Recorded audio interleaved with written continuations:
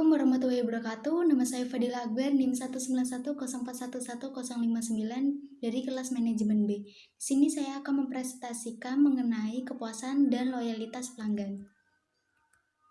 Kepuasan pelanggan adalah pengukuran atau indikator sejauh mana pelanggan atau pengguna produk perusahaan atau jasa sangat senang dengan produk-produk atau jasa yang diterima. Kepuasan pelanggan adalah perbandingan antara harapan terhadap persepsi pengalaman yang dirasakan atau diterima. Loyalitas pelanggan termasuk perilaku retensi pelanggan di mana pelanggan melakukan pembelian ulang suatu barang merek tertentu saat ini daripada memilih merek pesaing sebagai gantinya atau mempergunakan jasa mereka saat ini daripada memilih jasa yang lainnya. Loyalitas pelanggan termasuk sikap di mana penilaian pelanggan dan perasaan tentang suatu produk, layanan, hubungan, merek, atau perusahaan yang terkait dengan pembelian berulang. Loyalitas pelanggan adalah ukuran kemungkinan pelanggan untuk melakukan bisnis yang berulang dengan perusahaan atau merek. Ini adalah hasil dari kepuasan pelanggan, pengalaman pelanggan yang positif, dan nilai keseluruhan barang atau jasa yang diterima pelanggan dari bisnis. Mengukur kepuasan pelanggan. Pengukuran kepuasan pelanggan dapat dilakukan dengan melakukan pengukuran terhadap variabel-variabel mempengaruhi kepuasan pelanggan. Terdapat 5 variabel yang mempengaruhi kepuasan pelanggan yaitu tangible, reliability, responsive, assurance, empathy. Metode yang umum dipergunakan untuk mengukur loyalitas pelanggan adalah dengan menerima umpan balik secara langsung dari pelanggan. Loyalitas pelanggan dapat dilakukan pengukuran dengan memberi nilai dari nilai 0 sampai 10. Pengukuran loyalitas pelanggan dapat dilakukan dengan pengukuran terhadap variabel-variabel yang mempengaruhi loyalitas pelanggan. Pembelian produk jasa atau penggunaan jasa berulang. Pembelian produk jasa atau penggunaan jasa lain, merekomendasikan produk jasa kepada orang lain. Definisi para ahli. Pelanggan yang loyal adalah orang yang melakukan pembelian secara teratur, membeli antara lini produk atau jasa yang sama, mereferensikan kepada orang lain, dan menunjukkan kekebalan terhadap tarikan pesaing. Jadi, loyalitas bukan tentang persentase dari pelanggan yang sebelumnya membeli, tetapi tentang pembelian ulang. Loyalitas adalah tentang persentase dari orang yang pernah membeli dalam kerangka waktu tertentu dan melakukan pembelian ulang sejak pembeliannya yang pertama, menurut Griffin pada tahun 2003.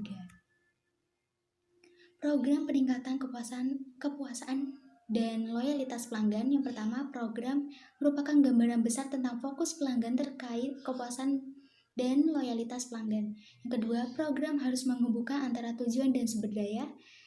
Yang ketiga, program harus dapat mempertahankan dan meningkatkan kepuasan dan loyalitas pelanggan. Yang keempat, program mensyaratkan perusahaan memiliki budaya fokus pelanggan. Yang kelima, program membutuhkan pelatihan karyawan. Program proaktif peningkatan kepuasan dan loyalitas pelanggan. Yang pertama, program proaktif fokus pada pelanggan. Yang kedua, proaktif memberikan produk atau jasa yang berkualitas tinggi. Yang ketiga, program proaktif menetapkan harapan pelanggan secara tepat. Yang keempat, program proaktif menjalankan proses pelayanan yang jelas. Yang kelima, program proaktif memberikan pelayanan secara profesional. Meningkatkan loyalitas konsumen. Yang pertama, ada aturan cara untuk berkomunikasi dengan pelanggan. Yang kedua, memberikan fasilitas tambahan untuk pelanggan setia. Yang ketiga, memberikan layanan pelanggan yang luar biasa. Studi kasus. Nama tempat Kota Forest Park, tepatnya di Desa Karampaitong, Gumusari, Kalisa, Jember. Jenis usaha tempat wisata. Pimpinan atau pengurus Pak Wagiono sebagai Danro dan Heriono. Strategi kepuasan yang dilakukan Kota Forest Park yaitu dengan memberikan kenyamanan pada tempat di mana masih terjaga keasliannya, kelengkapan fasilitas seperti tempat spot foto, keramahan Danro dan pengurus, dan memberi kemudahan usaha untuk memahami keinginan dan kebutuhan pelanggan yang ingin memberi kritik dan saran melalui web, Google, atau sosmed lainnya.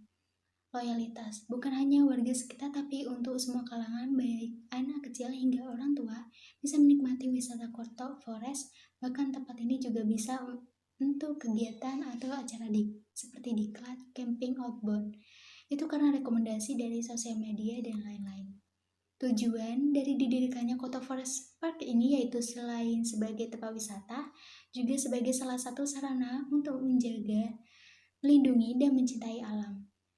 Produk atau jasa Kota Forest Park ini bersuasana masih sangat alam yang terdapat berbagai wahana dan spot foto yang sangat menarik. Selain itu, terdapat warung dan kafe.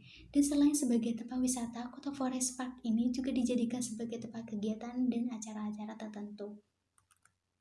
Nilai produk bagi pelanggan. Yang pertama, memberikan pelayanan dengan tingkat profesionalisme yang tinggi. Yang kedua, peningkatan kualitas. Yang ketiga, menempatkan personil yang lebih berdedikasi untuk menangani pelayanan tertentu. Yang keempat, memberikan informasi secara berkala. Yang kelima, memperbagus dan memperindah lokasi. Kebutuhan dan keinginan pelanggan. Kebutuhan yang pertama, merenovasi tempat tersebut. Yang kedua, memberikan banner atau plang nama Kota Forest di depan gang. Yang ketiga, memberikan pelayanan yang ramah. Keinginan yang pertama, menambahkan beberapa wahana agar pelanggan puas. Yang kedua, mengadakan program belajar yang menceritakan tentang sejarah Kota Forest. Sekian dari saya. Apabila ada kesalahan dan kekurangan kata, saya mohon maaf. Wabillahi taufiq wal hidayah. Wassalamualaikum warahmatullahi wabarakatuh.